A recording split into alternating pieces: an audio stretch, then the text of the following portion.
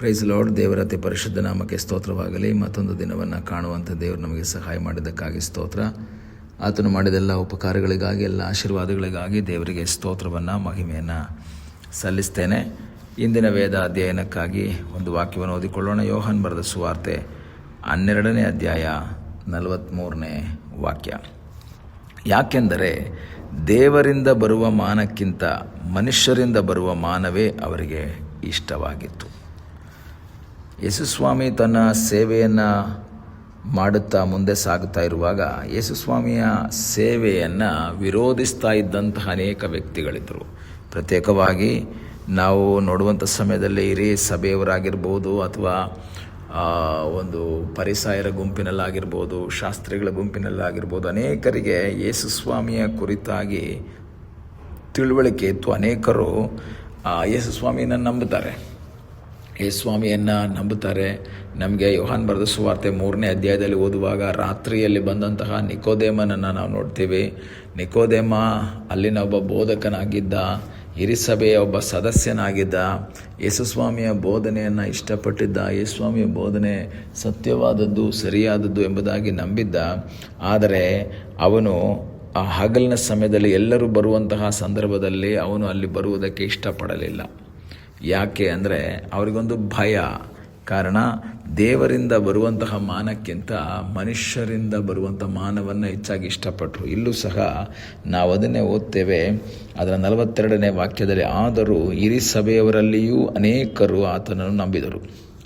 ವಿರೋಧ ಮಾಡುವಂತಹ ಒಂದು ದೊಡ್ಡ ಗುಂಪು ಇದ್ದರೂ ಸಹ ಹಿರಿ ಸಭೆಯಲ್ಲಿರುವಂತಹ ಅನೇಕರು ಈ ಸತ್ಯವಾಕ್ಯವನ್ನು ಕೇಳಿ, ಪ್ರತ್ಯೇಕವಾಗಿ ಇಂದಿನ ಅಧ್ಯಾಯದಲ್ಲಿರುವಂತಹ ಲಾಜರನ ಒಂದು ಪುನರುತ್ಥಾನವನ್ನು ನೋಡಿ ಅಥವಾ ಕೇಳಿ ಅನೇಕರಿಗೆ ಒಂದು ನಂಬಿಕೆ ಆಯಿತು. ಸತ್ತು 4 ದಿವಸವಾಗಿ ನಾತ ಹುಟ್ಟಿದಂತಹ ಲಾಜರ್ ಎದ್ದು ಬಂದನಲ್ಲ, ಹಾಗಾದರೆ ಯೇಸು ಹೇಳ್ತಾ ಇರುವಂಥ ಬೋಧನೆ ಸರಿ, ಯೇಸು ಮೆಸ್ಸಿಯನೇ, ಯೇಸು ದೇವಕುಮಾರ ಎಂಬುದಾಗಿ ಅವರೆಲ್ಲ ನಂಬುತ್ತಾರೆ. ಆದರೆ ಅವರಿಗೊಂದು ಭಯ ಏನಿತ್ತು ಅಂದರೆ, ಆದರೆ ತಮಗೆ ಸಭೆಯಿಂದ ಬಹಿಷ್ಕಾರವಾದೀತೆಂದು ಪರಿಸಾಯರಿಗೆ ಅಂಜಿಕೊಂಡು ಅದನ್ನು ಜನರ ಮುಂದೆ ಹೇಳಲಿಲ್ಲ.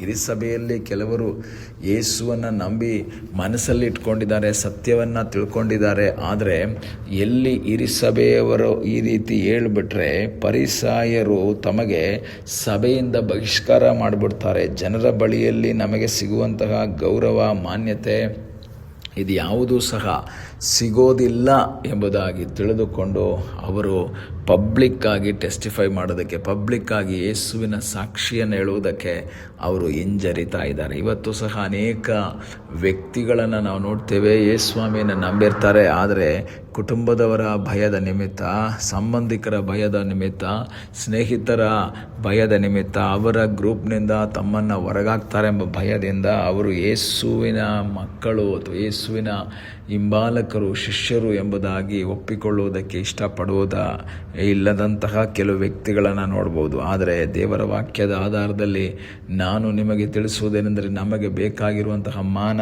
ಮನುಷ್ಯರಿಂದ ಅಲ್ಲ, ದೇವರಿಂದ ನಮಗೆ ಬರಬೇಕು.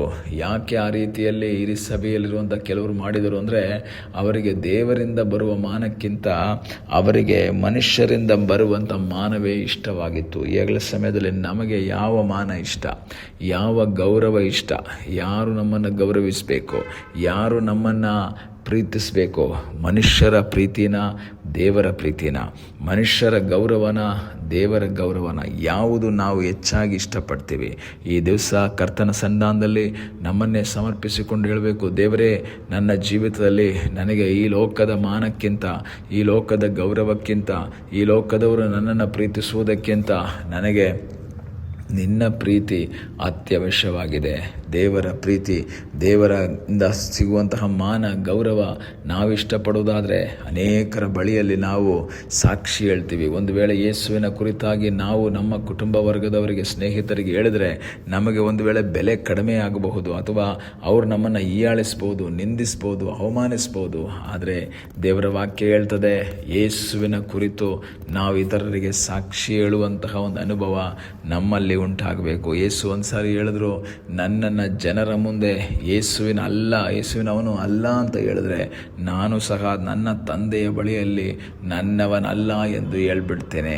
ಪ್ರಿಯ ದೇವರ ಮಕ್ಕಳೇ, ನಮಗೆ ಯೇಸುವಿನ ಸಾನ್ನಿಧ್ಯ ಬೇಕು. ಎಷ್ಟೇ ಕಷ್ಟಗಳು ವಿರೋಧಗಳು ಬಂದರೂ ಸಹ, ಯಾರೆಲ್ಲ ನಮಗೆ ವಿರುದ್ಧವಾಗಿ ಮಾತಾಡಿದ್ರೂ ಸಹ ನಮ್ಮ ಜೊತೆಯಲ್ಲಿದ್ದು ನಮಗೆ ಸಹಾಯ ಮಾಡಿ ನಮಗಾದರಣೆ ನೀಡುವಂತಹ ಒಬ್ಬ ದೇವರಿದ್ದಾನೆ. ನಮಗೆ ಮನುಷ್ಯರ ಮಾನ ಬೇಡ. ಇವತ್ತು ನಮ್ಮನ್ನು ಗೌರವಿಸ್ತಾರೆ, ಇವತ್ತು ನಮಗೆ ಮಾನವನ್ನು ಸಲ್ಲಿಸ್ತಾರೆ, ಇವತ್ತು ನಮ್ಮನ್ನು ಹೊಗಳ್ತಾರೆ, ಅದೇ ಬಾಯಿಯಿಂದ ನಾಳೆ ವಿರೋಧವನ್ನು ಮಾತಾಡ್ತಾರೆ. ಇವತ್ತು ಹೊಗಳುವ ಬಾಯಿಯೇ ನಾಳೆ ತೆಗಳ್ತದೆ. ಆದ್ದರಿಂದ ಮನುಷ್ಯರಲ್ಲಿ ಭರವಸೆ ಬಿಡದೆ, ಮನುಷ್ಯರ ಮಾನಕ್ಕೆ ಗೌರವಕ್ಕೆ ಬಯಸದೆ ನಾವು ದೇವರಲ್ಲಿ ಆಶ್ರಯಿಸುವುದಾದರೆ, ದೇವರ ಮುಖವನ್ನು ನೋಡುವುದಾದರೆ, ನಮ್ಮನ್ನು ಆಶೀರ್ವಾದ ಮಾಡುವುದಕ್ಕೆ ಆತನ ಶಕ್ತನಾಗಿದ್ದಾನೆ. ನಮಗೆ ದೇವರ ಮಾನ ಬಹಳ ಪ್ರಾಮುಖ್ಯವಾಗಿದ್ದರೆ ನಾವು ಆತನ ಚಿತ್ತಕ್ಕೆ ವಿಧೇಯರಾಗಿ ಮುಂದೆ ಸಾಗ್ತೀವಿ. ನಾವು ಆ ಇತರರ ಮುಂದೆ ಸಾಕ್ಷಿಯನ್ನು ಹಂಚ್ಕೊಳ್ಳೋದಕ್ಕೆ ನಮಗೆ ಸಾಧ್ಯವಾಗ್ತದೆ. ಅದಕ್ಕಾಗಿ ದೇವರು ನಮ್ಮ ಜೀವಿತದಲ್ಲಿ ಸಹಾಯ ಮಾಡಲಿ. ಕಣ್ಣುಗಳನ್ನ ಮುಚ್ಚೋಣ, ಪ್ರಾರ್ಥನೆ ಮಾಡೋಣ. ನಮ್ಮನ್ನು ಬಹಳವಾಗಿ ಪ್ರೀತಿ ಮಾಡುವ ಪರಲೋಕದ ತಂದೆಯಾದ ದೇವರೇ, ಈ ಸಮಯಕ್ಕಾಗಿ ಸ್ತೋತ್ರ. ಈ ಸಮಯದಲ್ಲಿ ಮತ್ತೊಂದು ಆವರ್ತಿ ನಿನ್ನ ಸನ್ನಿಧಾನದಲ್ಲಿ ನಾವು ಬಂದಿದ್ದೇವೆ. ನಮ್ಮನ್ನೇ ನಿನ್ನ ಪಾದಗಳಿಗೆ ಒಪ್ಪಿಸಿಕೊಡ್ತೇವೆ. ನಿನ್ನ ಕೃಪೆ, ಆಶೀರ್ವಾದ, ಸಾನ್ನಿಧ್ಯ ನಮ್ಮ ಸಂಗಡ ಇರುವುದಕ್ಕಾಗಿ ಸ್ತೋತ್ರ. ನಮಗೆ ದೇವರೇ ನಿಮ್ಮಿಂದ ಬರುವಂಥ ಮಾನ ಅತ್ಯವಶ್ಯವಾಗಿ, ನಾವು ಅದಕ್ಕೋಸ್ಕರವಾಗಿ ಮನುಷ್ಯರಿಂದ ಬರುವಂಥ ಆ ಒಂದು ಮಾನವನ್ನು ತಿರಸ್ಕರಿಸಿ ನಿನಗಾಗಿ ಜೀವಿಸುವ ಹಾಗೆ ದೇವರೇ ಸಹಾಯ ಮಾಡು. ಪ್ರಾರ್ಥನೆಯನ್ನು ಕೇಳಿದ್ದಕ್ಕಾಗಿ ಸ್ತೋತ್ರ. ಯೇಸುವಿನ ನಾಮದಲ್ಲಿ ತಂದೆಯೇ, ಆಮೇನ್. God bless you.